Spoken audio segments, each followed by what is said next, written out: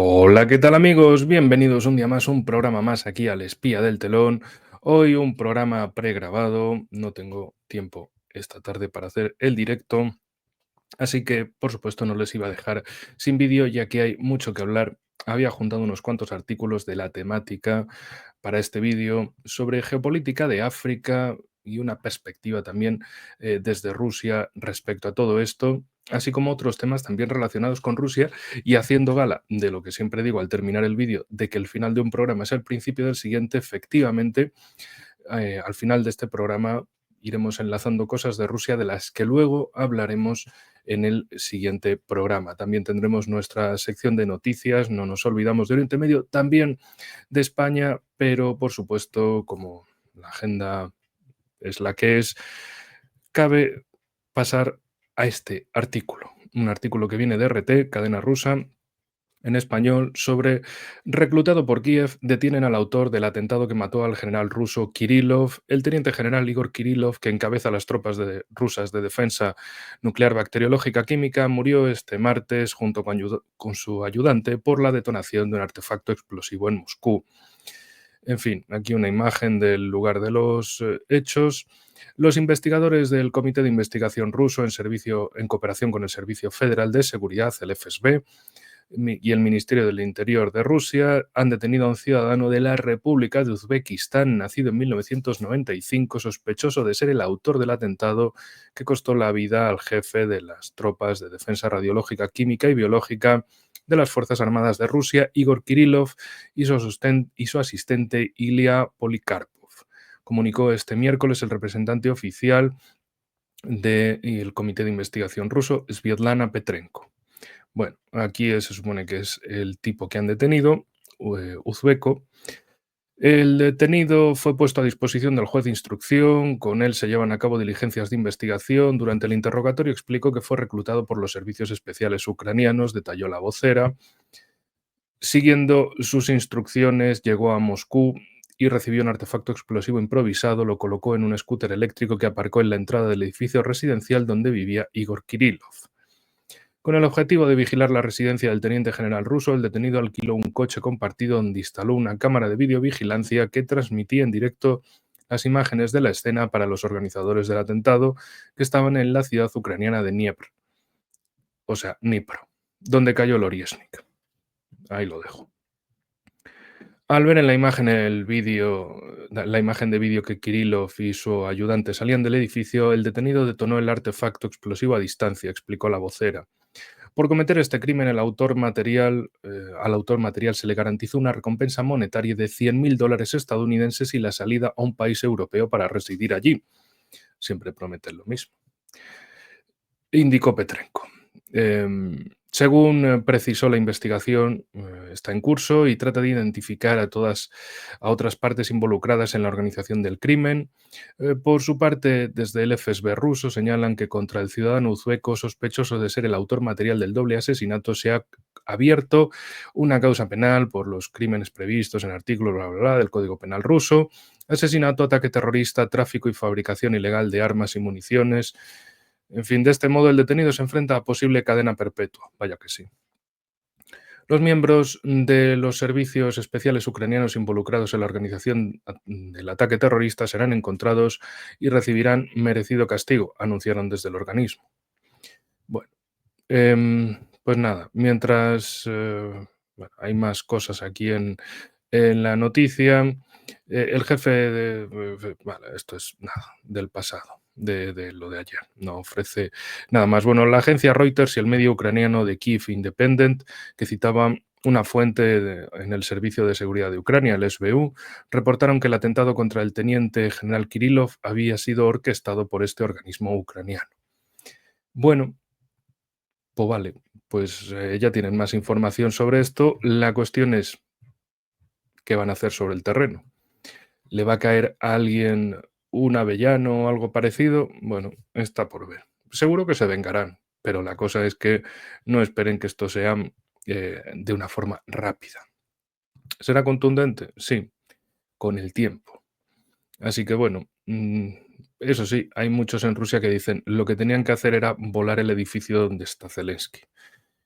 o directamente lanzar un Oryezhnik contra el edificio donde esté el SBU, el Ministerio de Defensa de Ucrania, vamos, volatilizar alguno de estos edificios en medio de una ciudad, para dejarles claro de qué sirve ese terrorismo.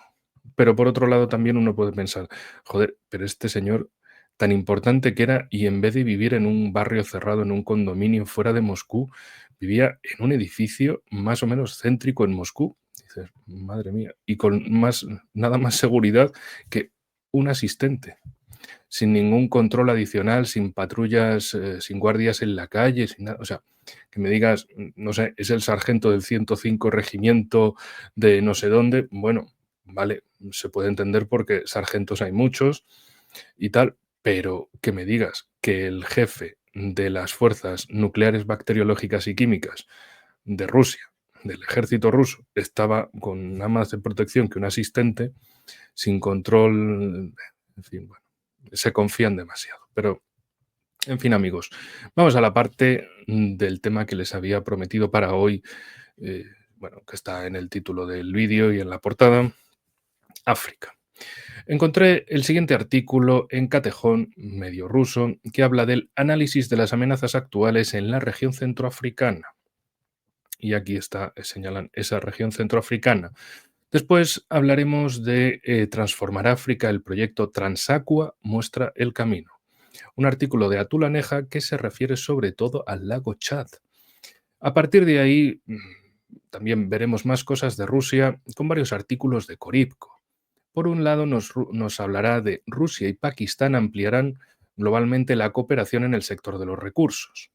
Y, en consecuencia también, porque es la zona geográfica, la cuestión de Asia Central, los uigures, el Xinjiang de China y esas nuevas fuerzas terroristas que se pueden encontrar en la zona. Y ya después pasaremos a las noticias. En fin, vamos con este primer artículo, análisis de las amenazas actuales en la región centroafricana, un artículo de Catejón, como digo, medio ruso. Centro de análisis ruso, mejor dicho. La región centroafricana se encuentra en una situación compleja y dinámica caracterizada por una multitud de amenazas interrelacionadas que socavan la estabilidad e impiden el desarrollo sostenible de sus estados. Para comprender plenamente estos retos se requiere un estudio exhaustivo que tenga en cuenta varios factores clave. En este análisis consideraremos las actividades de grupos terroristas y separatistas, la probabilidad de golpes de Estado e intervenciones externas y el impacto de esos factores en la situación humanitaria y el desarrollo económico de la región. Comprender estas amenazas interrelacionadas es esencial para desarrollar estrategias eficaces que garanticen la estabilidad y el desarrollo sostenible en África Central. A la luz de los actuales acontecimientos en Siria, así como de los intereses de Rusia en África, esto es más que relevante. Índice de organizaciones terroristas y grupos separatistas. África Central se ha convertido en un trampolín para numerosos grupos armados cuyos motivos e ideología están a menudo entrelazados. El Estado Islámico en el Gran Sáhara, o ISIS-BS, prohibido en Rusia, los grupos Seleka y Anti-Balaka en la República Centroafricana y numerosas milicias locales y movimientos separatistas en otras partes de la región suponen una grave amenaza para la paz y la seguridad en la región. Estos grupos luchan activamente por el control del territorio, los recursos y la población, dando lugar a niveles de violencia y desestabilización sin precedentes. Sus actividades incluyen ataques contra civiles, toma de territorios, reclutamiento de combatientes, control de recursos, metales preciosos, tierras agrícolas, lugares estratégicos, bueno, todo lo cual contribuye a la desestabilización y la propagación incontrolada de la violencia. Esto provoca crisis humanitarias, flujos migratorios y socava el desarrollo económico. Los conflictos suelen tener raíces étnicas, religiosas y políticas, y debido a la fragmentación e insuficiencia de los datos, resulta difícil clasificar sus acciones en un único índice de actividad. Sin embargo, existe una clara correlación entre el nivel de conflicto armado y los indicadores de desarrollo socioeconómico de los países en la región. Por ejemplo, una situación económica deteriorada y la falta de empleo pueden favorecer el reclutamiento por parte de grupos armados. Potencial de golpes de Estado e intervención externa. La debilidad de las instituciones estatales, la corrupción y la inestabilidad económica hacen que los países centroafricanos sean muy vulnerables a los golpes de Estado y a la intervención exterior. Las estructuras estatales, ineficaces y a menudo disfuncionales, no cumplen las funciones básicas de gobernanza, creando un vacío de poder que llenan actores internos y externos. La corrupción socava la confianza en las instituciones estatales y favorece la asignación de recursos a grupos reducidos, aumentando la desigualdad social y la inestabilidad. La inestabilidad económica, debida a menudo a la dependencia de las exportaciones de materias primas y a la falta de diversificación económica, exacerba las tensiones económicas y crea un terreno fértil para los conflictos. Los actores externos, incluidos los países vecinos, las organizaciones regionales, como la Comunidad Económica de Estados de África Central y las potencias mundiales, interfieren a menudo en los asuntos internos de la región, en pos de intereses geopolíticos o económicos.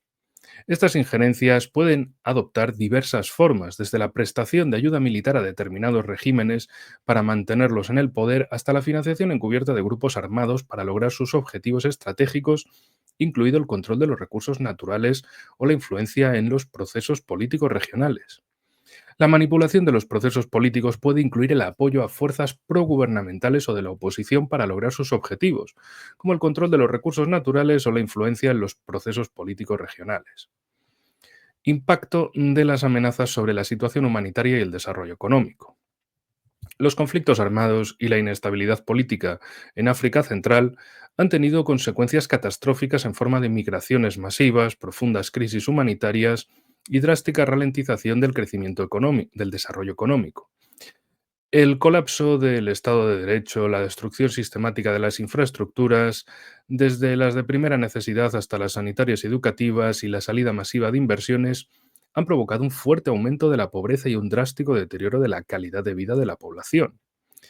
El hambre, la propagación de enfermedades y la falta de acceso a la educación y la atención sanitaria se están convirtiendo en una realidad trágica para millones de personas. Esta situación aumenta enormemente la vulnerabilidad de la población ante el reclutamiento por parte de grupos armados. La desesperación, la pobreza y la falta de perspectivas empujan a la gente, especialmente a los jóvenes, a unirse a los grupos armados, que a menudo les ofrecen la única forma de sobrevivir o de vengar injusticias. Y cuando se ponen unos a vengar las injusticias de los otros también siguen con la misma, y se mantiene esa espiral interminable de te pongo la valla aquí, no, espera que ahora te la voy a poner para allá, ahora tal, ahora cual, y nunca termina. Siempre hay alguien ofendido, siempre hay alguien que tiene ganas de devolver el golpe, y eso solo repercute en perjuicio de todos. En fin, esto crea un círculo vicioso de violencia en el que el conflicto conduce a una crisis humanitaria, que a su vez aumenta la vulnerabilidad de la población y provoca más violencia. Además, las infraestructuras destruidas dificultan la prestación de ayuda humanitaria y la reconstrucción tras el conflicto, lo que agrava la crisis humanitaria y prolonga el proceso de recuperación. Para remediar la situación se necesitan medidas integrales para establecer la paz y la seguridad, así como para promover el desarrollo económico sostenible y una estructura económica social viable. Conclusión. Las amenazas a las que se enfrenta la región centroafricana son interdependientes y polifacéticas, formando un complejo entramado de retos que requieren un enfoque global y coordinado. Abordar simplemente un problema sin tener en cuenta a los demás podría tener consecuencias negativas y agravar la situación general. Por lo tanto, es necesario actuar simultáneamente en varios frentes. El fortalecimiento de las instituciones del Estado es una base fundamental para la estabilidad a largo plazo. Esto incluye la reforma del Poder Judicial, la lucha contra la corrupción a todos los niveles, el aumento de la transparencia en la administración pública y el refuerzo de la responsabilidad de los funcionarios. La lucha contra la corrupción debe ser selectiva y sistemática, con mecanismos eficaces para controlar y castigar los delitos de corrupción. El fomento del desarrollo económico debe orientarse a diversificar la economía, crear puestos de trabajo y mejorar el acceso a la educación y la sanidad. Al mismo tiempo, es importante tener en cuenta las características específicas de la región, sus recursos naturales y su potencial de desarrollo. Mejorar la estabilidad regional implica reforzar la cooperación interestatal y coordinar los esfuerzos para combatir el terrorismo y otras formas de delincuencia transnacional. En particular, es necesario crear mecanismos eficaces de prevención de conflictos, mediación y consolidación de la paz. Rusia ya participa activamente en ello. Los países de la región también son conscientes de que es necesario reforzar la cooperación internacional para atraer la ayuda financiera y técnica de la Unión Europea, que tiene su propia estrategia africana. Por tanto, dados los intereses de China y Estados Unidos, aumentará la competencia por la influencia en la región centroafricana.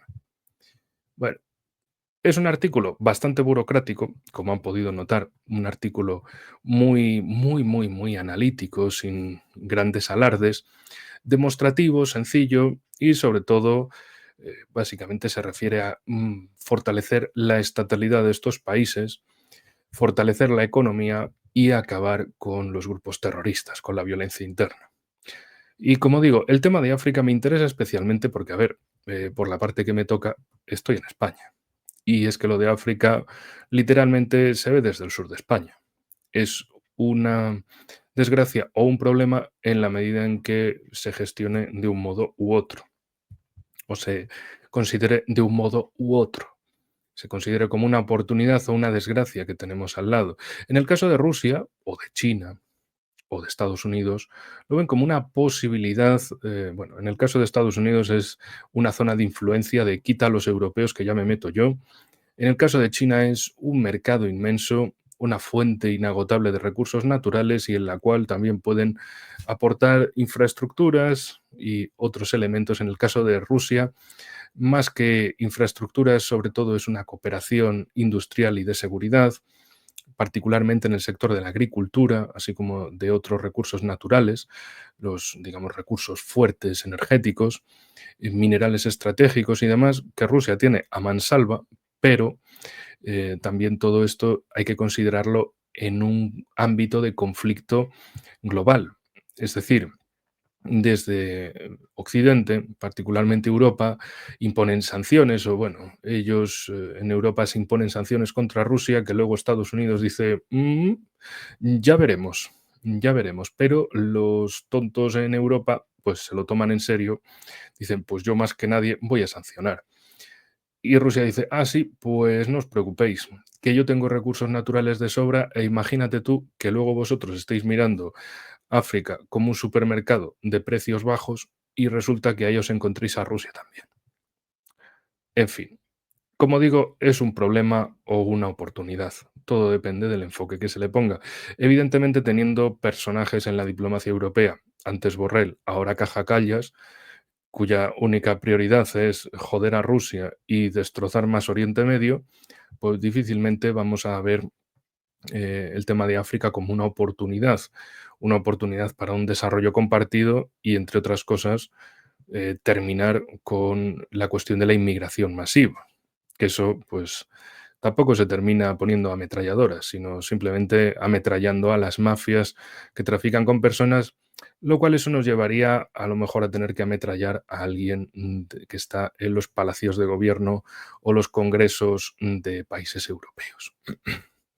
Y no digo nada con lo que hace Sánchez, vamos, por la parte que toca en España, Sánchez que envía a Salvamento Marítimo a traerse a los inmigrantes desde la costa africana, los mete en Canarias y luego los va soltando por toda Europa, bueno, perdón, por toda España en, en avión, aviones, vuelos nocturnos. Pero patata. Se piensan que así lo están solucionando todo y demás y simplemente están ampliando el problema. Básicamente, no están arreglando nada ni para los países africanos ni para los países europeos. Esas medidas de sí, sí, ten aquí a los taxis que básicamente le hacen el trabajo sucio a las mafias de tráfico de personas que ya directamente solo tienen que preocuparse de ponerlos en la costa, no ponerlos en la costa de Europa, sino simplemente sacarlos un poco al mar Mediterráneo o al Atlántico, acercarlos y ya se encargan de, bueno, salvamento marítimo de España u otros países europeos o los taxis de las ONGs tipo Open Arms, pues ya se encargan de hacer el transporte. Oye, fantástico. Y mientras tanto, ¿la situación de esos países africanos mejora? Para nada. ¿Y la de los países europeos? Empeora. O sea, nadie está bien con esto. Pero bueno, ese tema es para darle un programa muy aparte y muy dedicado en ello. Mientras tanto, otros proyectos fundamentales. Transformar África. El proyecto Transaqua muestra el camino. El proyecto Transaqua es clave para reactivar el lago Chad e industrializar la región africana del Sahel. De hecho, les voy a poner la clave del lugar. El lago Chad se encuentra aquí, ahora está muy mermado porque, bueno, los países de alrededor le han ido sacando cada vez más agua y se ha quedado notablemente reducido. Para que se hagan una idea, el lago Chad está aquí. De hecho, debería de ser una de las prioridades fundamentales para el centro de África y también el Sahel, porque es tanto centro de África como Sahel. Es un punto, es el Herland, entre comillas, el corazón africano, toda esta zona. El lago Chad tiene, se supone, bueno, tenía antes más orillas, ahora cada vez tiene menos, pero se supone que es un lago ribereño de 4 países muy importantes: Níger, Nigeria, Chad y Camerún. Estos 4 países. Es una zona azotada por el yihadismo, en particular Boko Haram y compañía, que andan por estas zonas del norte de Nigeria, el sur de Níger, Chad, bueno, Chad, pues Chad, Chad. Y el norte de Camerún, que sí, efectivamente, Camerún parece que está todo por aquí, pero hay un dedillo que llega justo hasta el sur del lago Chad, lo cual, pues en fin, como digo, es fundamental para entender la situación. La mayor parte que queda de agua está en la zona de Chad y de hecho la capital de Chad, Yamena, no se encuentra muy lejos de ahí, lo cual, pues, en fin, es un tema fundamental. Y si mal no recuerdo, efectivamente está el río Chari que va hasta el lago Chad. Entonces, lo que se refieren al proyecto que vamos a ver ahora es una propuesta transversal, oh, perdón, a ver, es una propuesta transversal para rellenar un poco de agua a través de un eje así, llenar el lago Chad, que sirva para agricultura, seguridad, desarrollo, etcétera. Lo que estaba diciendo antes, oportunidades, arreglar problemas de verdad. Pero claro, ¿qué le puede aportar, en el caso que nos atañe, qué le puede aportar una Unión Europea cuya política es destruir embalses antes que construirlos? Es decir, a un sitio desértico, semidesértico, como es la zona del Sahel, o sea, desértico cuanto más al norte, semidesértico cuanto más al sur, ¿qué le puede aportar una Europa del subdesarrollo y de la explotación económica? Pues eso, tráeme a tus mejores tipos, que los vamos a poner aquí de mano de obra barata en Europa. O sea, más desempleo en Europa, que ya las tasas son altas, mano de obra a tirar para abajo los costes laborales, mal en Europa, mal en África, y luego te lo venderán como un éxito de gestión. Dirán, pues no sé, todo va mejor, ¿no? Claro. O lo de, en cifras macroeconómicas estamos creciendo. Claro, claro. Vale, vale. Bueno, en fin. Vayamos con el artículo. El proyecto Transaqua es clave para reactivar el lago Chad e industrializar la región africana del Sahel. Impulsada por la visión de la Agenda 2063 de la Unión Africana, África ya ha dado a conocer un plan para su ascenso. A su vez, el marco estratégico está dando lugar a varias iniciativas, entre ellas el proyecto Transaqua de reactivar el lago Chad, que proporciona medios de subsistencia a millones de africanos en el corazón del Sahel. Esto es un artículo de Atulaneja, por cierto, pues si no lo había comentado. Y ya lo hemos tenido en otros momentos en el canal, otros de sus artículos, especialmente del sur de Asia. Y ahora nos vamos hasta el corazón de África. Lanzada en Addis Abeba en enero de 2015, la Agenda 2063 es un plan de 50 años para transformar África de forma integral, además de embellecer la identidad cultural única del continente. Además de erradicar la pobreza en una generación, la Agenda 2063 tiene una ambiciosa agenda política. Incluye la integración política que desembocará en la formación de una confederación panafricana basada en los principios de democracia y justicia, así como en la seguridad colectiva regional. Además, pretende fomentar la identidad cultural única de África impulsada por el Renacimiento africano. Por último, aboga por la igualdad de género y la independencia política de las potencias extranjeras, haciéndose eco del poderoso sentimiento africano de liberarse de su sórdida historia colonial. Para alcanzar la prosperidad, la Agenda 2063 ha previsto proyectos de infraestructura transformadora, como la creación de una red de trenes de alta velocidad que conectaría todas las capitales y centros comerciales africanos y el aprovechamiento de las aguas del caudaloso río Congo. El río Congo se podría asimilar a otros ríos, por ejemplo, en Sudamérica, el Amazonas, el Orinoco o el Paraná, particularmente el Amazonas y el Paraná, bueno, Paraná-Paraguay, que es un río navegable fundamental para zonas del interior de Argentina, de Paraguay y también de algunas zonas del interior de Brasil, que tienen acceso al mar por vía fluvial para ponernos en comunicación de las cosas. En fin, además, el plan de la Agenda 2063 espera crear un área continental africana de libre comercio. En cuanto a las finanzas, prevé un banco africano de inversiones, una bolsa panafricana, un fondo monetario africano y un banco central africano. Su proyecto de 360 grados también contempla la creación de un gran museo africano que mostraría el orgulloso patrimonio cultural de África y promovería el panafricanismo. También se publicará una enciclopedia africana, recurso autorizado sobre la auténtica historia de África y la vida africana, como materia prima para esbozar la progresiva narrativa postcolonial del continente. Más allá de la Agenda 2063, el proyecto Transaqua se centra en la revitalización del moribundo lago Chad mediante la canalización, perdón, hoy estoy espesillo, mediante la canalización de las aguas del Congo, el río Congo, hacia esta enorme masa de agua. La revitalización del lago Chad en el Sahel, en África Central, puede proporcionar medios de vida significativos a millones de africanos que tradicionalmente han dependido de sus aguas para su sustento. ¿En qué consiste exactamente el proyecto Transaqua? El lago Chad tiene una cuenca hidrográfica de 2,4 millones de kilómetros cuadrados y 8 países. Argelia, Camerún, República Centroafricana, Chad, Libia, Níger, Nigeria y Sudán utilizan sus recursos. El lago Chad se alimenta principalmente de los ríos Chari y Longone.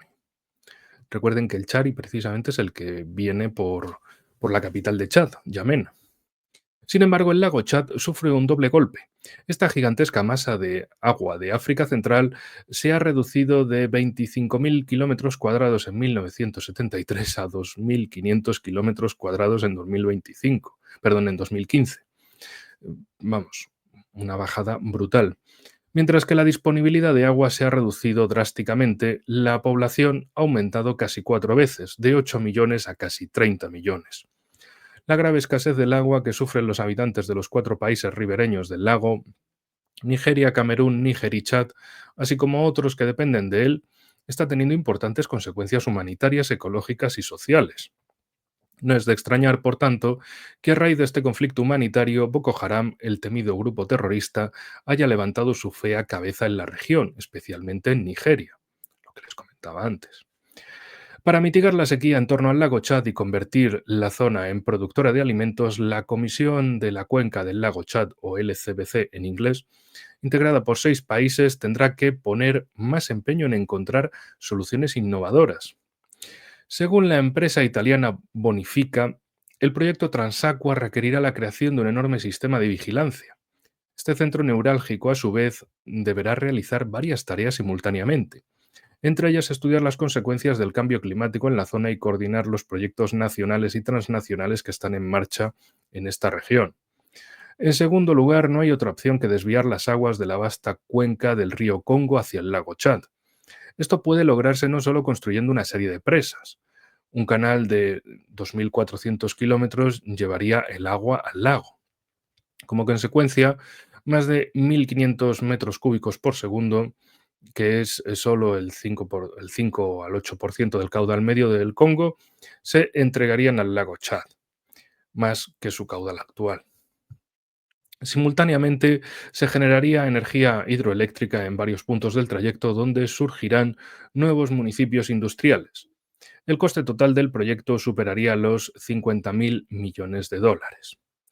Es decir, se trata de desviar las aguas del río Congo y aprovechar en el tránsito para crear una serie de embalses. Como también comentaba en programas anteriores, en el programa anterior, por ejemplo, donde teníamos a las fuerzas israelíes tomando una presa junto al río Yarmouk, en la frontera entre Siria, la presa de Al-Begda, en la frontera entre Siria y Jordania. ¿Por qué? para controlar la energía hidroeléctrica que se produce ahí y tener un reservorio de agua que va justo a dar al río Jordán, que es el que hace frontera entre el Estado de Israel, Cisjordania y Jordania. Bueno, para tenerlo en cuenta. Es decir, no solo se trata de agua, también es electricidad, fundamentos básicos para el desarrollo económico y social de la zona. En fin, según la propuesta de Bonifica, no es necesario extraer el agua directamente del río Congo. En su lugar, el agua puede tomarse a gran altura de los afluentes de la orilla oeste del río, comenzando en la región meridional de la República Democrática del Congo y llegando por gravedad a la cuenca de la República Centroafricana y Chad. Desde allí, a unos 500 metros de altura, el agua se canalizaría hacia el río Chari, afluente del lago Chad. En consecuencia, podría construirse una vía fluvial de 2.400 kilómetros de longitud que atravesaría todos los afluentes de la orilla occidental del río Congo, incluidos Koto, Mbomou, Huele, Aruwimi, donde se construirían presas y embalses. Allí se recogerían 100.000 millones de metros cúbicos de agua al año que podrían verterse en el lago Chad. Los ingenieros han calculado que el lago podría reabastecerse con la mitad de esa cantidad de agua y la restante podría regar una vasta zona 2 veces más grande que el propio lago.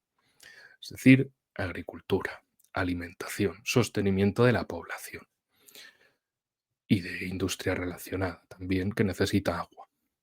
El 13 de noviembre de 2020, vaya año, el ex primer ministro italiano, ex jefe de la Comisión Europea y ex enviado especial de la ONU para el Sahel, Romano Prodi, afirmó que las poblaciones de los alrededores del lago Chad no podían esperar más. Pidió que la Unión Europea, la ONU, así como la Unión Africana y China unieran sus esfuerzos para financiar y construir Transaqua. Se estarán preguntando por la parte de la audiencia española, vale, o sea, Transaqua, compañía italiana metida en esto, y España con la de embalses, la política de mierda. Si la política es destruir embalses, ¿qué infraestructuras hídricas le vas a proponer a otros países? En fin. Habría muchos ingenieros, habría mucha experiencia, expertise, como algunos le dicen, para ponerle un toque anglo a un concepto tan simple como experiencia profesional. Bueno, pues no. Italia. Oye, Italia se comercia con el gas argelino, se convierte en el hub, en el punto de entrada del gas argelino desde África hacia Europa. España queda de lado. Bueno, pues teniendo gobernantes tan de mierda como los que tenemos, pues es normal que se quede de lado. Y aquí ven otra cosa, que oye, me alegro por los italianos, pero vaya desgracia que tenemos.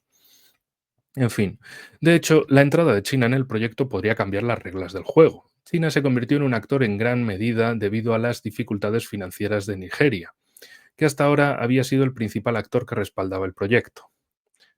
También es el país con diferencia más poblado de la zona. Es un país con más de 200 millones de habitantes y la proyección de que de aquí a 25 años tenga 400 millones de habitantes. Ahí es nada. O sea, el país más habitado de África con diferencia y se va a poner casi como entre los más poblados del mundo en breve. Según un artículo publicado en 2017 por el Instituto Schiller, el presidente Buhari se había vuelto tibio hacia la empresa, principalmente debido a la grave crisis económica de Nigeria. Los ingresos petroleros de Abuja, capital de Nigeria, se habían hundido a niveles críticamente bajos debido a la caída de los precios internacionales de la energía. El problema se agravó aún más con la aparición de los Vengadores del Delta del Níger, un nuevo grupo terrorista que voló oleoductos y provocó un fuerte descenso del 30% en la producción nacional de petróleo.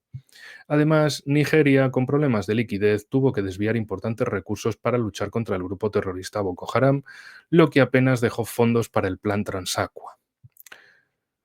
En mayo de 2016, Buhari no tuvo más remedio que capitular ante las crecientes presiones nacionales e internacionales a las que se enfrentaba, incluidas las presiones de los círculos financieros internacionales para devaluar la moneda nigeriana. El factor China más economías emergentes. Cuando el proyecto estaba de capa caída, fue entonces cuando China buscó la oportunidad de intervenir. Esto se debió principalmente a la iniciativa por el lago Chad. Recuerden, precisamente, si... A ver, que no me acuerdo de las dichosas siglas estas. En fin. Comisión de la Cuenca del Lago Chad, disculpe. Bueno, esto se debió principalmente a la iniciativa de la Comisión del Lago Chad, que invitó a Power China, una multinacional que se había hecho famosa construyendo la famosa presa de las Tres Gargantas. Todo ello para participar en el proyecto. Es decir, una de las presas o represas hidroeléctricas más importantes del mundo. La otra, precisamente, la tienen en Sudamérica. La tienen ahí en el río Paraná, entre Paraguay, joder, se me ha ido el nombre, Itaipú, esto. Pero lo que había leído es que Itaipú, como bueno, la presa de las Tres Gargantas tiene ciertos problemas con el frío invierno, pues al final es Itaipú, la binacional de Itaipú, Paraguay, Brasil, la que más electricidad da del mundo, que no es poca cosa tampoco. Y en fin, ahí con eso se pueden dar cuenta de que es electricidad, reservorio de agua, agricultura, ganadería, desarrollo económico, todo eso. Bueno, en sintonía con el memorando de entendimiento firmado con la Comisión del Lago Chad, perdón, de la Comisión de la Cuenca del Lago Chad, Power China aceptó financiar un estudio de viabilidad para las fases iniciales de Transagua y desarrollar la infraestructura conexa. El estudio de viabilidad se ha centrado en 4 puntos. 1. Transferir potencialmente 50.000 millones de metros cúbicos anuales al lago Chad a través de una serie de presas en la República Democrática del Congo, la República del Congo y la República Centroafricana. Sí, hay una que es la República Democrática del Congo, la grande, digamos, y otra pequeñita más hacia el oeste, que es la República de Congo. Y la República Centroafricana está al norte, precisamente. Hace frontera con Chad. 2. Generar en potencia hasta 15 a 25.000 millones de kilovatios hora de hidroelectricidad mediante el movimiento masivo de agua por gravedad. 3. Desarrollar en potencia una serie de zonas de regadío para cultivos o ganado en un área de 50.000 a 70.000 kilómetros cuadrados en la zona del Sahel, en Chad, en el noreste de Nigeria y el norte de Camerún y también en Níger, en el sur de Níger. Crear una zona económica ampliada proporcionando una nueva plataforma de infraestructuras de desarrollo en agricultura, industrias, transporte y producción eléctrica que afecte hasta 12 naciones africanas. Ahí es nada. Estos son soluciones, en definitiva. Previsiones y soluciones. La idea central, prosigue el comunicado, es aumentar la cantidad del agua del lago Chad, mejorar las condiciones del flujo de agua, aliviar la pobreza dentro de la cuenca mediante las actividades socioeconómicas, satisfacer las necesidades energéticas de las ciudades que rodean el Congo y realizar una evaluación en profundidad del impacto ambiental. Los medios de comunicación nigerianos citaron al presidente de Power China, Tian Hailua, afirmando que la empresa se comprometía a prestar asistencia técnica y financiera para la realización del trasvase del agua del lago. Añadió que Power China había acordado aportar 1,8 millones de dólares para hacer la vida más significativa social y económicamente a los habitantes de la cuenca. Hailua señaló que tras el trasvase de agua al lago sería posible regar entre 50.000 y 70.000 kilómetros cuadrados de la cuenca, lo cual supondría un gran impulso para la agricultura y la ganadería. Se espera que tras su participación en el proyecto el estudio de Power China explore la viabilidad de construir un sistema de presas y vías fluviales que pueda extenderse hacia el sur de la República Democrática del Congo, involucrando a todos los afluentes de la margen derecha del río Congo. Si esto ocurre, el proyecto mutará y se convertirá en una importante arteria de transporte que conectará a todas las naciones de África Central. La participación de China en un megaproyecto muestra las posibilidades que tienen las economías emergentes de asumir y liderar el desarrollo de infraestructuras en África, que de otro modo ha estado a merced de un occidente explotador y caprichoso para tales empresas gigantescas. La participación de China debería impulsar a otras grandes economías emergentes, especialmente India, Rusia y Brasil, a iniciar la participación en grandes proyectos geoeconómicos en el sur global, especialmente en África, tras influir y acoplarse a la Agenda 2063 en evolución del continente. Ahí es nada. Poca cosa, ¿verdad? Bueno, Ahora, algo que tiene que ver también con recursos naturales, con Rusia, pero nos vamos hasta Asia.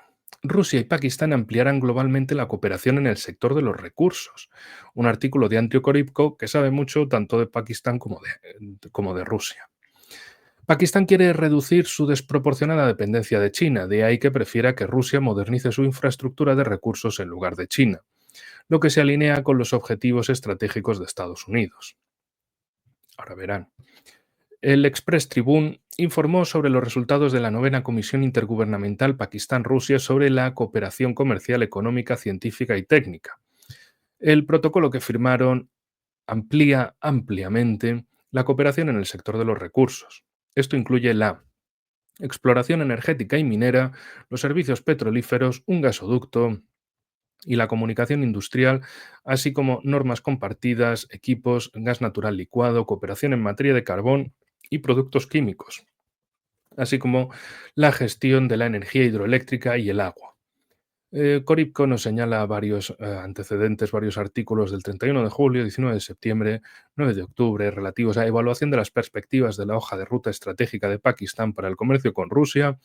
Las relaciones ruso-pakistaníes adquieren sorprendentemente dimensiones estratégicas. Llevará tiempo cosechar los frutos del primer foro ruso-pakistaní de comercio e inversión. Esto, bueno, como decía, Koripko es experto en ello. De hecho, su tesis doctoral la hizo en Rusia y la basó en temas de geopolítica y geoeconomía de Pakistán. Ahí es nada. ¿Qué amigos tengo? Los principales obstáculos a su cooperación hasta este momento eran financieros y políticos.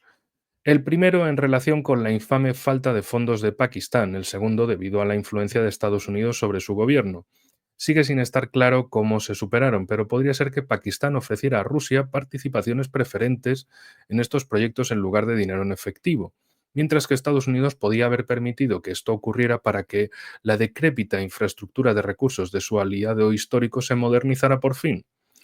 Abundando en este último punto, es posible que las empresas privadas estadounidenses no estén dispuestas a asumir los tremendos costes que esto podría suponer debido al tiempo que tardarán en rentabilizar sus inversiones. Pero las empresas estatales rusas podrían no tener las mismas preocupaciones. Además, desde la perspectiva estratégica de Estados Unidos, si sus propias empresas privadas no pueden asumir estos proyectos debido a las condiciones desfavorables, entonces es mejor que lo hagan las rusas que las chinas si Washington se ve obligado a elegir.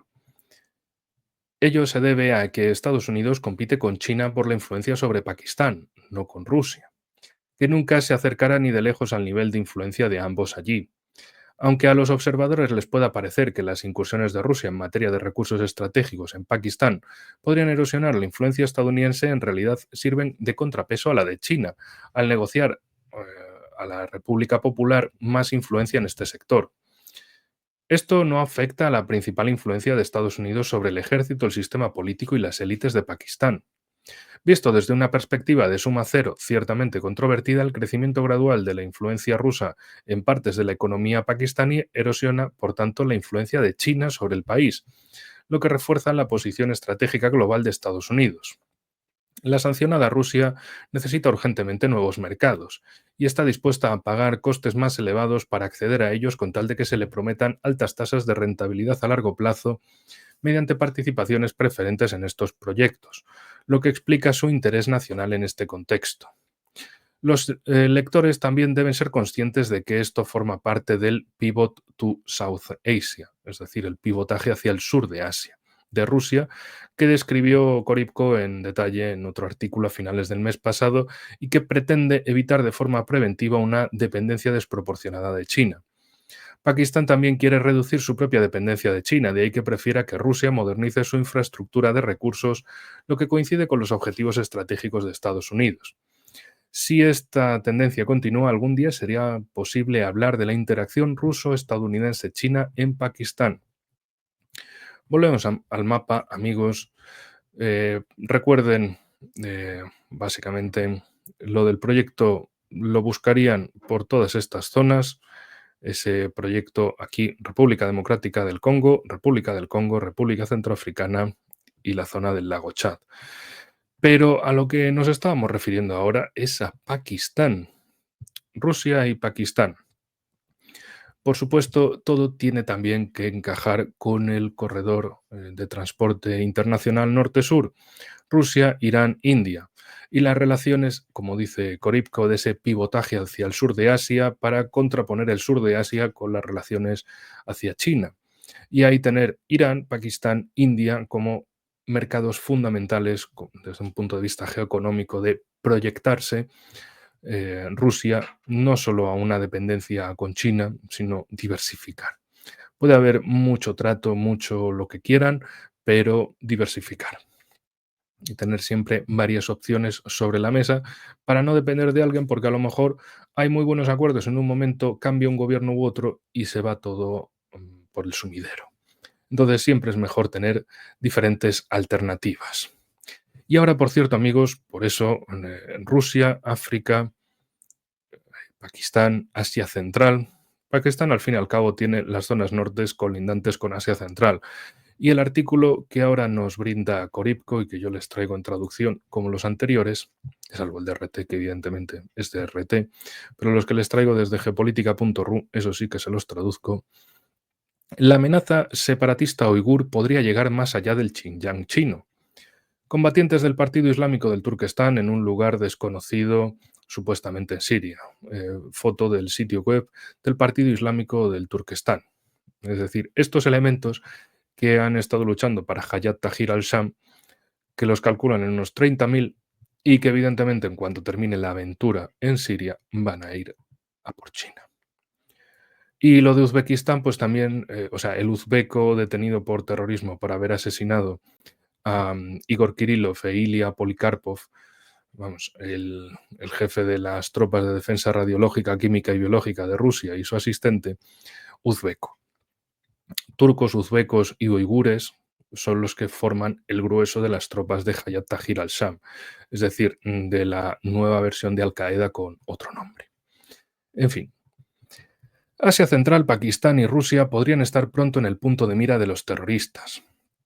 El rápido colapso del ejército árabe sirio ante el avance de Hayat Tahrir al-Sham, apoyado por Turquía, que el Consejo de Seguridad de la ONU ha identificado como grupo terrorista, ha llamado la atención sobre los combatientes extranjeros en sus filas.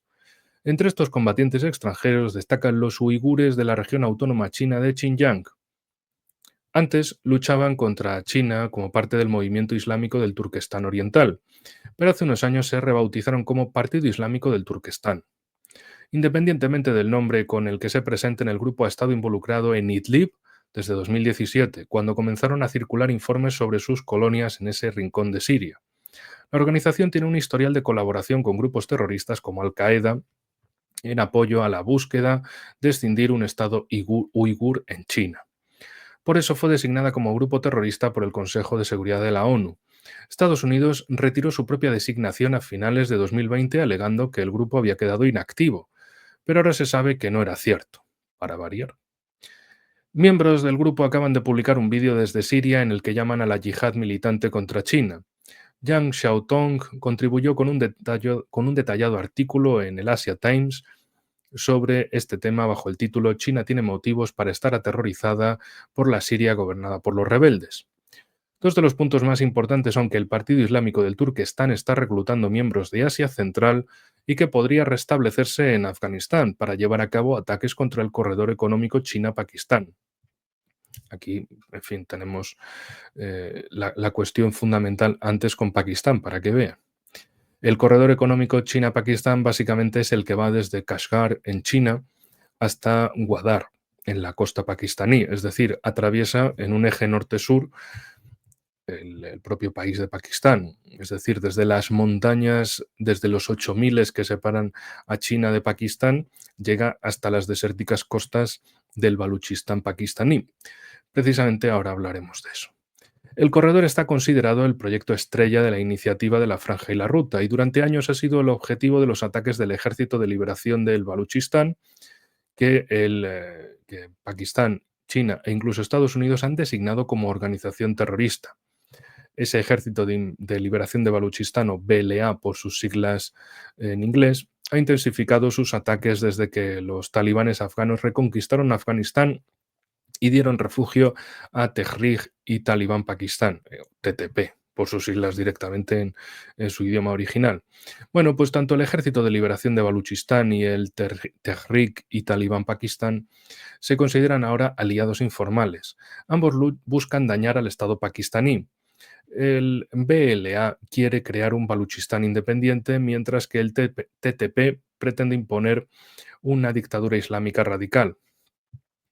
Algunos sospechan también que los talibanes afganos exigirían la cesión de la región pakistaní de Khyber Pakhtunkhwa, antes conocida como provincia de la frontera del noroeste, de mayoría pastún, la costumbre, y gobernada por el TTP, como compensación al apoyo prestado para llevar al TTP al poder, ya que los talibanes afganos no reconocen la línea Durand.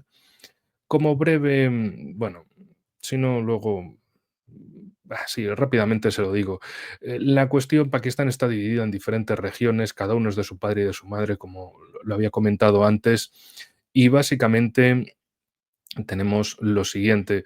La región de los pastunes fue dividida, o sea, los pastunes fueron divididos por esa línea Durand tras la Segunda Guerra Afgano-Británica de finales del siglo XIX.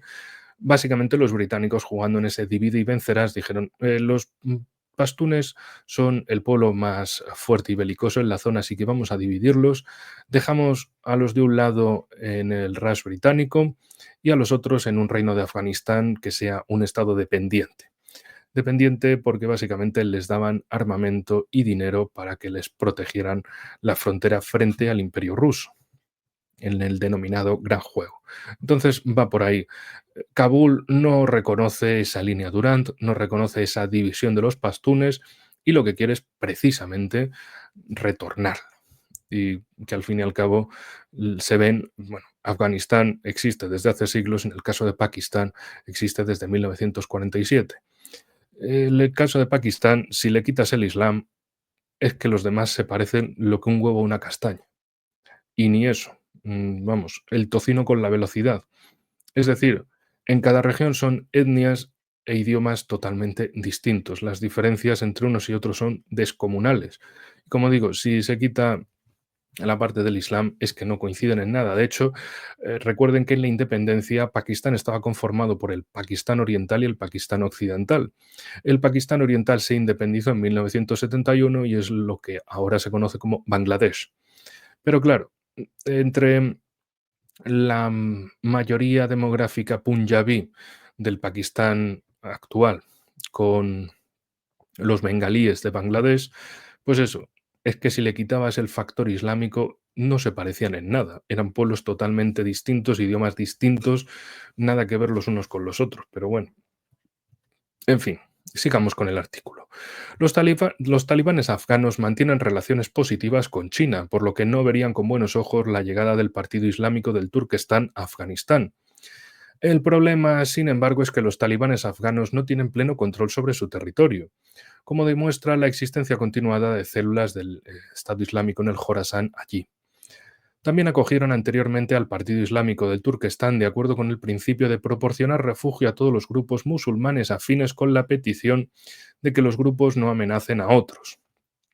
Por lo tanto, es posible que el Partido Islámico del Turquestán vuelva a establecerse en Afganistán con o sin los talibanes afganos. Desde allí podría atacar el corredor económico China-Pakistán, al igual que ha estado haciendo el Ejército de Liberación del Baluchistán, con base parcialmente afgana. Mientras que el Ejército de Liberación de Baluchistán ataca el corredor por razones ultranacionalistas, alegando que el megaproyecto explota a los nativos baluchis, privándoles de las riquezas derivadas de esa riqueza de los recursos naturales de su región, no se puede descartar que el Partido Islámico del Turquestán quiera, de forma oportunista, golpear el punto débil de China simplemente para elevar el perfil de la organización. Más allá de atacar los proyectos de la Franja y la Ruta con base en Pakistán, esa motivación oportunista también podría encontrar relevancia en Asia Central. Desde allí, Hayat Tahrir al-Sham también ha obtenido algunos de sus combatientes extranjeros, concretamente uzbecos, que son el pueblo más grande en la región. Hay comunidades uigures en Kazajistán y en Kirguistán, perennemente inestables, en las que el Partido Islamista del Turquestán podría encontrar reclutas, ya sea para llevar a cabo atentados contra proyectos de la Franja y la Ruta allí o en Pakistán. atentados al otro lado de la frontera en Xinjiang o adiestramiento en Afganistán o Siria. Estas posibilidades creíbles demuestran que el Partido Islamista del Turquestán amenaza algo más que el Xinjiang chino y plantean interrogantes sobre el patrocinio indirecto de Turquía al partido a través de la aceptación tácita por parte de Ankara de la alianza de los islamistas del Turquestán con el grupo Hayat Tahrir al-Sham, comúnmente abreviado como HTS, respaldado por Turquía, que acaba de conquistar Siria. Turquía se considera el líder de la Organización de Estados Turcos, que incluye a Kazajistán, Kirguistán y Uzbekistán, pero los nacionales de esos países, especialmente los uzbecos, han recibido ahora entrenamiento del HTS y han obtenido una experiencia relevante en el campo de batalla de Siria bajo la supervisión del HTS. Será difícil para Turquía presentarse como un socio fiable para esos stans, para esos países que terminan en tan, de, de Asia Central, cuando ha permitido que algunos de sus ciudadanos se conviertan en potenciales amenazas terroristas sin mover un dedo para detenerlos. Otro factor a tener en cuenta por los observadores es el panel de la Agencia de Inteligencia Militar Ucraniana GUR, el papel de la agencia GUR ucraniana. El Washington Post informó de que la GUR desempeñó un papel en la ofensiva del HTS en Siria.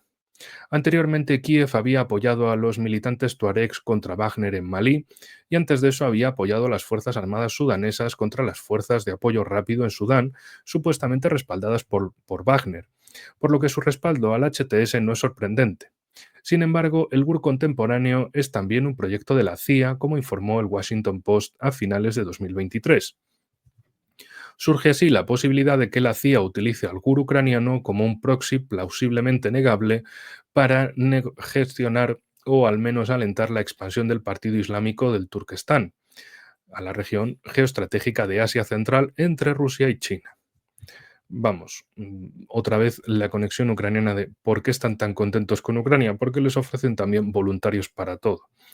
Les ofrecen yihadistas de ocasión, lo que había dicho desde 2022, que simplemente lo de Ucrania son yihadistas de ocasión. ¿Con un toque más nacionalista que religioso? Sí, pero yihadistas de ocasión. En fin, pues todo esto podría ocurrir incluso si Turquía se opone a ello. Ankara podría evitar preventivamente ese escenario utilizando su influencia sobre el HTS para reprimir al partido islamista del Turquestán dentro de Siria, desmilitarizando y desmovilizando sus formaciones armadas. Algunos uigures también podrían ser deportados a China. Por supuesto, esto requeriría una enorme voluntad política que Turquía podría no tener en la actualidad. El presidente Recep Tayyip Erdogan se ha presentado en el pasado como un defensor de la causa política de los uigures, pero en los últimos años ha rebajado el tono de su retórica por pragmatismo para mejorar los lazos con China. Por lo tanto, podría ser acusado de traición por algunos de los islamistas de su base interna, por no hablar de los que en el extranjero apoyan su política exterior de orientación islamista. De ahí su posible reticencia. En fin, antes hablábamos de diversificar en lo económico. Bueno, esto es también diversificar en los intermediarios, en los proxies, en los yihadistas de ocasión, en los renta yihadi, como diría Pepe Escobar. Si no toma medidas decisivas ahora, aunque solo sea en la medida de contener al partido islamista del Turquestán dentro de Siria y no permitir que otros uigures centroasiáticos o chechenos viajen allí a través de Turquía para entrenarse con ese grupo o con el HTS, pronto podría encontrarse con un grave problema entre manos que podría perjudicar su política exterior. Al fin y al cabo, esas personas viajaron a Siria para entrenarse y adquirir experiencia en el campo de batalla con el apoyo tácito de su país, por lo que Erdogan es, en última instancia, culpable en parte de los futuros atentados que puedan perpetrar. Pakistán es uno de los estrechos socios de Turquía, por lo tanto sería extremadamente escandaloso que los uigures afincados en Siria se dirigieran finalmente a Afganistán para librar una guerra híbrida contra el corredor económico China-Pakistán, que también se prevé como base del futuro desarrollo económico de Pakistán. Ahí donde también Rusia pretende diversificar sus lazos geoeconómicos. Que los islamistas del Turquestán lo hagan por su cuenta o en connivencia con el GUR patrocinado por la CIA no viene al caso, ya que Turquía seguirá siendo parcialmente responsable. Por tanto, Rusia, China y las repúblicas centroasiáticas y Pakistán están muy atentos a lo que haga Erdogan. En este caso es un artículo que viene del Asia Times, escrito por Andrew Korybko y traducido por mí. No se preocupen que todos los enlaces los tendrán abajo en la descripción. Llevamos una horita de programa y vamos ahora con los bises. Bises dedicados precisamente a las noticias. Unas noticias que sí tienen que ver con Oriente Medio, nos volvemos a Oriente Medio, pero permítanme este toque sobre España. De hecho, en programas anteriores, ya no recuerdo cuál, les había comentado una noticia de Sputnik, donde precisamente hablaban de esta posibles multas y sanciones de Estados Unidos contra España por lo que van a volver a escuchar ahora. Es una noticia que viene desde The Cradle, ahí tienen el medio de Cradle. Estas nunca me da tiempo a traducirlas, así que se las paso por aquí. La traducción es medianamente buena, aceptable, asumible, así que adelante con ello. Washington viola la prohibición de España de envío de armas a Israel, según un informe. Madrid aprobó en mayo una ley que prohíbe el transporte de armas a Israel a través de sus puertos en medio del genocidio en curso en Gaza. Una noticia de ayer, del 17. El ejército estadounidense envió más de 1.000 toneladas de municiones a Israel en un barco que atracó en una base naval estadounidense en España, a pesar del embargo de Madrid a los buques que transportan carga militar con destino a Israel, informó The Intercept el 17 de diciembre. Claro, base naval estadounidense, pararon en Rota. Pues si esa es una base naval estadounidense, es España, sí, pero es una base naval estadounidense. Vete tú a decirles algo, ¿no? Sobre todo con la fuerza que tienen los políticos españoles, la fuerza de voluntad, digo. En fin, según investigadores del movimiento juvenil palestino y de Progressive International, un barco de propiedad de Sealift Inc. atracó en la base naval de Rota, ubicada en territorio español, pero parcialmente operada por la Armada estadounidense. Los envíos a través de bases militares estadounidenses en España de materiales militares pueden ser utilizados en la Comisión de Crímenes Internacionales y son más difíciles de detectar, dijo a The Intercept Enrique Santiago, legislador español. Bueno, Enrique Santiago este es, sí, este es de los que también aplaudió a Zelensky en su momento. Pero bueno, ahora se hacen los durillos. En fin, que es de Izquierda Unida o del Partido Comunista o algo así. Bueno. Si los envíos de material militar utilizado en crímenes internacionales se realizan a través de bases estadounidenses en España y este hecho puede probarse, las personas que participarán en ellos también tendrían responsabilidad penal, añadió Santiago. El pasado mes de mayo, las autoridades españolas aprobaron una ley que prohíbe atracar en España a los barcos que transporten armas a Israel. España ha impedido a más de 5 buques atracar en sus puertos en virtud de esta medida. Hacemos un llamamiento a las naciones europeas y del norte de África con conciencia para que nieguen el atraque o el reabastecimiento de combustible a todos los buques que transporten municiones o carga militar a Israel, dijo Aisha Nizar, organizadora de la campaña de ese movimiento juvenil palestino. Lo cual, pues esto, fíjese, está muy bien, pero mientras que esto lo hacen, porque básicamente es un genocidio en abierto que no se puede ocultar, por otro lado, el gobierno de España, con el aplauso de todos los demás, se dedican a, bueno, pues una coalición de izquierdas, muy izquierdosa, muy tremenda, es como la de Alemania que ya se fue al pedo, ya tienen elecciones para el 23 de febrero, porque perdieron la moción de confianza. Pero bueno, en el caso de España, Sánchez y compañía son de sí, sí, sí, todo lo que sea necesario lo vamos a enviar al este, a Rumanía, a Polonia, al Báltico, a Eslovaquia, donde sea. Ahí vamos a enviar todo tipo de armamento, le vamos a dar millonadas de dinero español a Ucrania. Pero en este caso, como es un tema que les está jodiendo precisamente en su base social, habían tocado mucho el tema palestino y demás y tienen mucho activismo interno, pues bueno, ahí intentan seguir una corriente distinta. En fin, también añadió que hacemos un llamamiento, o sea, Aisha Nizar, la organizadora de la campaña del movimiento palestino joven, y hacemos un llamamiento específico al Gobierno de España para que siga aplicando la decisión que tomó en mayo de 2024. España ha sido uno de los mayores defensores europeos de Palestina y Gaza. En junio, España presentó una declaración de intervención ante la Corte Internacional de Justicia en el caso interpuesto por Sudáfrica contra Israel en relación con la aplicación de la Convención sobre el Gecidio en la Franja de G. Sobre esto, que es que no se puede decir mucho así de seguido. Esta intervención está motivada por nuestra responsabilidad como Estado parte de la Convención sobre el Genocidio y el firme compromiso con el derecho internacional, afirmó el Ministerio de Asuntos Exteriores español. Investigadores de la Universidad de Brown informan que Estados Unidos ha enviado a Israel 17.900 millones de dólares en ayuda militar desde que comenzó la guerra en Gaza el 7 de octubre del año pasado. Israel ha bombardeado implacablemente a la población civil de Gaza, matando a más de 45.000 palestinos, la mayoría mujeres y niños, mientras ha convertido gran parte del paisaje del enclave asediado en un páramo apocalíptico. Las armas estadounidenses también han permitido a Israel llevar a cabo las campañas de bombardeos masivos en su guerra contra el Líbano y Siria tras la caída del presidente Bashar al-Assad a principios de este mes de diciembre. Sobre este tema de las armas, lo que decía aquel artículo de Sputnik era básicamente que una comisión de navegación estadounidense que se dedica a estos temas estaría evaluando si España ha entorpecido deliberadamente la navegación de sus buques y por tanto podrían multarla y sancionarla. Es decir, atacar a España, un aliado. Lo cual, a ver, también hay que entender una cosa desde el punto de vista exterior.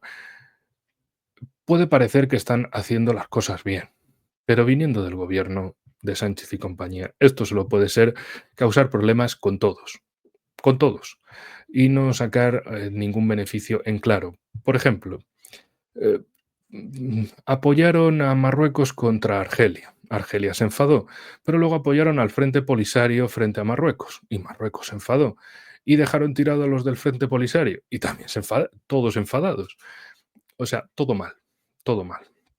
Y parece que intentan jugar y es como si tuvieran unos dados y fuera una partida de rol y simplemente tirasen esos dados. "Bueno, a ver qué sale ahora. Ha salido esto, mira qué bien. Ah, ya está".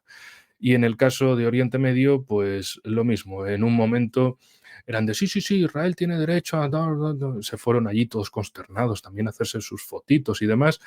Y luego dijeron, no, no, esto es un genocidio, Navidad, esto no lo podemos tolerar y tal, no lo podemos tolerar, claro, dejen de enviar armas y demás, y al final, pues bueno, la situación es prohibir el tránsito de esos barcos, prohibirlo, pero si atracan en rota, oh, amigos, misterio.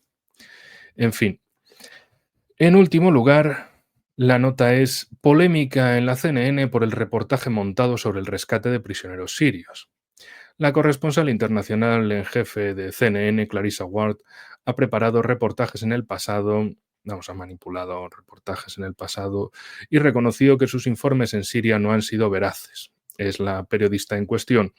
Vamos, recuerden que su caso era del señor aquel con bien arreglado, bien vestido y que estaban haciendo como de, oh, es un pobre refugiado, es un pobre prisionero político sirio que estaba ahí tal, en una cárcel. Dice, joder, si era una cárcel tan grande, ¿por qué solo han encontrado a un tipo allí? Y luego también lo de esto eran prensas para aplastar a los prisioneros y aquí había unas, por aquí se iba la sangre y demás, canalizaciones. Y dice, pero si son lo que sea eso está lleno de telarañas. Eso no me jodas que no ha sido usado en muchos años. Pero bueno, después de lo de la cárcel de Setnaya, todo eso de hay presos ocultos en las celdas subterráneas. Ni presos, ni celdas, ni nada. Y ahora están con que han encontrado una fosa donde podría haber hasta 100.000 fusilados. Que ya os digo yo que esto se va a quedar como todo lo anterior, en nada, en hacer parte de esa guerra cognitiva, de poner casos muy sensibleros que luego te pones a mirarlo racionalmente y dices, esto no hay quien se lo crea. Pero te lo intentan colar. Y más que intentarán hacer. Es decir, recuerden que al principio, cuando los de Hayat Tahrir al-Sham estaban entrando en Damasco, dijeron, están liberando a prisioneros de las cárceles sirias y demás, y sacaron un montón de ejemplos lastimeros y demás que luego no tenían que ver con el caso. Pero absolutamente nada que ver. Incluso habían puesto vídeos hechos con IA o fabricados a partir de IA con imágenes una cárcel vietnamita. O sea, nada que ver en absoluto. Y el caso de Clarissa Ward y aquel reportaje que no sé si lo... efectivamente, aquí está el paisano, mira, bien de corte de pelo, de barba, limpito, y lo ponían ahí como, oh, Dios mío, está estaba que se moría, no sabía lo que era el sol. Y madre, joder, qué espectáculo, macho.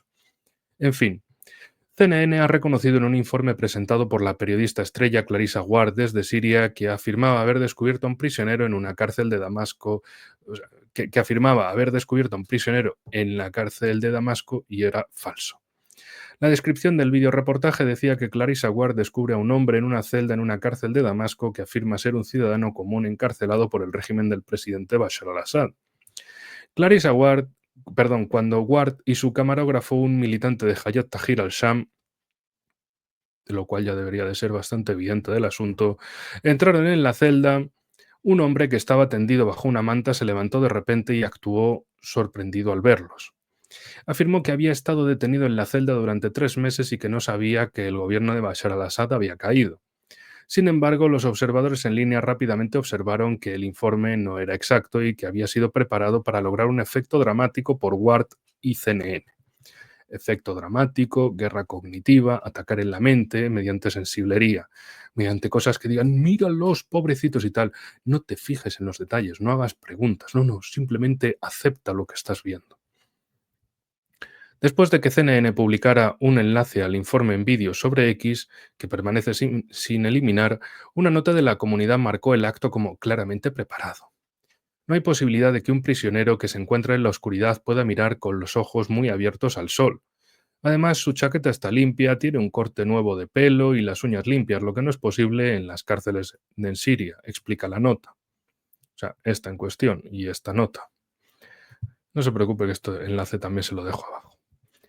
Además, la prisión había sido abierta y los prisioneros fueron liberados días antes cuando los combatientes del HTS tomaron el control de Damasco el 8 de diciembre. Posteriormente, CNN se retractó del informe alegando que Ward y su equipo habían sido engañados por el hombre. Claro, la culpa es de otro, del tonto de turno que puedan encontrar. Lo del cabeza de turco, en este caso lo de turco prácticamente literal. En fin, CNN explicó el error afirmando que los sirios de Homs habían identificado al hombre como Salama Muhammad Salama, un teniente de la Dirección de Inteligencia de la Fuerza Aérea del antiguo gobierno sirio. El software de reconocimiento facial proporcionó una coincidencia de más del 99% con el hombre que CNN conoció en la celda de la prisión de Damasco. La fotografía lo muestra sentado en un escritorio aparentemente con ropa militar, escribió CNN. Sin embargo, CNN se negó a proporcionar evidencia de que la foto existe, diciendo la CNN no publica la foto para proteger el anonimato de la fuente. Patata. La organización de verificación o la organización siria de verificación de datos VerifyC cita a lugareños que afirman que Salama gestionaba distintos puestos de control de seguridad en Homs y estaba involucrado en robo, extorsión y coacción de residentes para que se convirtieran en informantes. Una joyita. Según estas fuentes, había sido detenido recientemente debido a su participación en extorsiones. Vamos, claramente un prisionero político. Tras la caída del gobierno la semana pasada, muchos sirios han acudido a cárceles y hospitales para buscar a sus seres queridos detenidos o desaparecidos durante la guerra que comenzó en 2011. En marzo de este año, militantes de Al-Qaeda, incluidos los del grupo predecesor del HTS, el Frente al-Nusra, lanzaron una insurgencia para derrocar al gobierno con la ayuda de agencias de inteligencia extranjeras. Los servicios de inteligencia sirios detuvieron a muchos durante la guerra, algunos por sospechas de apoyar a la insurgencia y otros sin motivo aparente. Muchos de ellos nunca han vuelto a aparecer. Clarissa Ward tiene experiencia en la preparación de reportajes sobre Gaza y Siria. Y aquí está en uno de ellos, ahí tirándose en el suelo, como de, oh, Dios mío, qué drama. Pero bueno, no pasa nada. En España también tenemos casos de esos, de los que van y les dicen, oye, tú, gordo, deja el puto minibar del hotel en el centro de Kiev y sal ahí a hacer algo, ¿no? No estés grabando desde la puta ventana que da pena. Da pena hasta para La Sexta, el canal La Sexta. Y el tipo va, se pone el primer chaleco antibalas con el logo de prensa y no le quedaba. Vamos, le asomaba media barriga, era Sancho Panzer. Media barriga que le asomaba por debajo del chaleco antibalas. Vamos, lo justo. Que le quedaba pequeño, vamos, que habían pillado, quedaban los del tamaño niño. Y en fin, y el tipo ahí haciendo como, oh, super drama, estaba, y pasaban unas señoras con la compra tan tranquilas y el tipo ahí dramatizando. En fin, cosas del periodismo en las grandes cadenas. En fin, en una entrevista de junio de 2021 con CBS News, Ward, la corresponsal internacional en jefe de CNN, reconoció el sesgo en sus informes. Y extraoficialmente dijo, era mi primerito día, lo siento mucho amigos, yo no saber su idioma y tú, ¿qué dices? Claro que lo sabes, no te hagas que era tu primerito día, cabrona. Bueno, ya no lo volveré a hacer, o se marcó un Juan Cardé. Lo siento mucho, no lo volveré a hacer y tal, no cazaré más elefantes. Ahora me voy a cazar jabalíes. En fin, lo siento por la broma, muchachos, pero es que es demasiada historia de luz, fuego, destrucción. Hay que hacer algún chiste entre medias, aunque sea un humor negro tan negro que parece humor calcinado. Pero bueno. En fin, último párrafo sobre esto, sobre Ward. Sí, quiero decir, ya sabes, admito el hecho de que creo que crucé la línea en Siria, me involucré tanto emocionalmente y me sentía aplastada por la respuesta y la política de Estados Unidos, afirmó Ward mientras abogaba por un cambio de régimen y por las brutales sanciones económicas que han castigado a los civiles sirios. Vamos, solo le faltaba decir, es que nadie va a pensar en los niños, a ver si cuela. En fin. Por cierto, una cosa más, en España tenemos una noticia también muy interesante, muy peculiar. Al gobierno más progresista de la historia, el mismo de hay que prohibir el tránsito de barcos que lleven armamento a Israel por los puertos españoles, ese mismo gobierno es el que ahora quiere forzar al derecho de rectificación, según ellos, a los que tengan más de 100.000 seguidores en redes sociales para que rectifiquen cuando haya noticias falsas. Me pregunto yo si eso también se aplicará a las entidades gubernamentales o solo será a los ciudadanos por separado, porque precisamente el gobierno es conocido por soltar unos bulazos tremendos. No olvidemos que ahora precisamente con lo de las inundaciones en Valencia, todo el mundo sabe que ellos nunca estuvieron ahí desde el primer momento, ni el gobierno, ni nadie relativo a él, ni el gobierno central, ni el gobierno autonómico, pero sobre todo en el gobierno central de Sánchez y compañía, se han puesto a decir, sí, sí, nosotros hemos estado desde el primer día ahí atentos, prestando ayuda con todo, tal. Dice, joder, ¿quién nos va a proteger de los bulos del gobierno? Es más, ¿quién va a ser el que esté ahí para decir que esto es un bulo o no es un bulo? Más allá de cuando sea evidente, claro, cuando esté en una zona gris el asunto. ¿Qué va a ser el gobierno el que diga que el gobierno no ha mentido? Tócate los huevos. Luego nos dirán que en Rusia, en China, en Irán o en Venezuela o en Alpha Centauri, pues mienten mucho. Pero aquí no. Aquí se hace todo muy bien. Aquí es el gobierno de los puros más puros, de los purísimos. En fin, amigos, el tema de Rusia y Asia Central y demás lo continuaremos en el próximo programa porque por aquí terminamos. También hablaremos más de ese tema de España según se desarrolle porque, bueno, esto termina ya el año 2024 y lo empezábamos precisamente hablando de esas intenciones perversas tanto del Foro Económico de Davos como de la Unión Europea de aplicar esas leyes de censura, básicamente, de hablar que ellos son los buenos, luchan contra los malos, la desinformación, los bulos, etcétera, y en ese momento se forma su trama y aquí estarían luchando también contra la desinformación, los bulos y demás. Perdón, es que me da alergia hablar de von der Leyen. Espero que no se haya escuchado que haya silenciado el micrófono a ti. En fin, volveremos mañana con mucho más, mucho mejor como siempre. El final de un programa solo es el principio del siguiente y como digo también siempre, cuídense mucho por la cuenta que nos trae a todos. Hasta la próxima.